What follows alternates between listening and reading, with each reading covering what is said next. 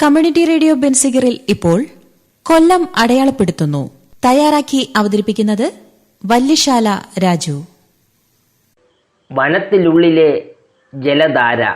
കൊല്ലത്തിന്റെ കിഴക്കൻ പ്രദേശമായ പുനലൂരിൽ നിന്ന് അലിമുക്ക് വഴി അച്ചൻകോവിൽ വനത്തിൽ കൂടി 40 കിലോമീറ്റർ വനപാത താണ്ടിയാൽ പ്രകൃതി ഭംഗി കനിഞ്ഞരളിയ പലകപ്പാറ വെള്ളച്ചാട്ടത്തിന് സമീപമെത്താം.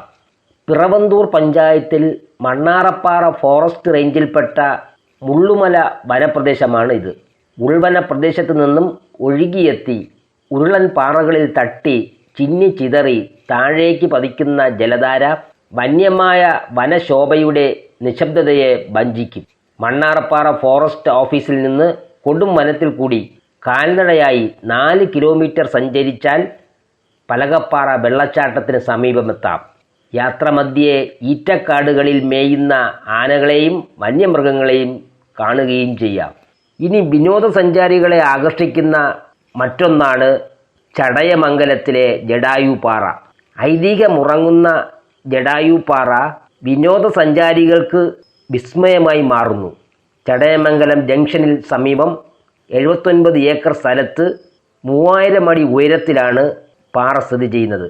പാറയുടെ മുകളിൽ നിന്ന് നോക്കിയാൽ കിഴക്ക് ചണ്ണപ്പേട്ടയിലെ കുടുക്കത്തുപാറയും സഖ്യപർവ്വതവും, പടിഞ്ഞാറ് അറബിക്കടലും കൊല്ലത്തെ തങ്കശ്ശേരി വിളക്കുമാടവും നമുക്ക് കാണാം. ചരിത്ര വിദ്യാർത്ഥികൾക്ക് വിസ്മയമായ ജടായുപ്പാറ സന്ദർശിക്കാൻ വിദേശത്ത് നിന്ന് പോലും സഞ്ചാരികൾ ഇവിടെ എത്താറുണ്ട്. സ്വീഡനിൽ നിന്ന് എത്തിയ സംഘം പാറയെക്കുറിച്ച് പഠനം പോലും നടത്തി. രാമായണത്തിലെ ജടായുവിൻ്റെ കഥയുമായി ബന്ധപ്പെട്ടതാണ് ഈ പാറയുടെ ഐതിഹ്യം. സീതയെ അപഹരിച്ചു കൊണ്ടുപോയ രാവണനുമായി ജടായു ഏറ്റുമുട്ടിയത് ഇവിടെ വച്ചാണത്രേ.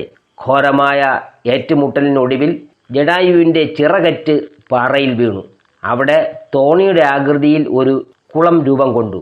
സീതയെ തിരഞ്ഞിറങ്ങിയ രാമലക്ഷ്മണന്മാർ മുറിഞ്ഞുകിടക്കുന്ന ജടായുവിനെ കണ്ടു. ഈ സമയം രാമൻ ഈ കുളത്തിൽ നിന്ന് വെള്ളം കോരി ജടായുവിന് നൽകിയത്രേ. ഇവിടെ താമസിച്ച് രാമലക്ഷ്മണന്മാർ ജടായുവിനെ പരിചരിച്ചു. രാമപാദത്തിൻ്റെ രൂപം പാറയിലുണ്ട്. 1971 ചെങ്കോട്ടുകോണം മഠാധിപതിയുടെ നേതൃത്വത്തിൽ ശ്രീരാമൻ്റെ പ്രതിഷ്ഠ ഇവിടെ നടത്തുകയുണ്ടായി. ഇന്ന് ഒരുപാട് ആധുനിക സൗകര്യങ്ങളും കൂടി വിനോദസഞ്ചാരികൾക്ക് വിവിധ കാര്യങ്ങൾ ഇവിടെ ചെയ്തിട്ടുണ്ട്.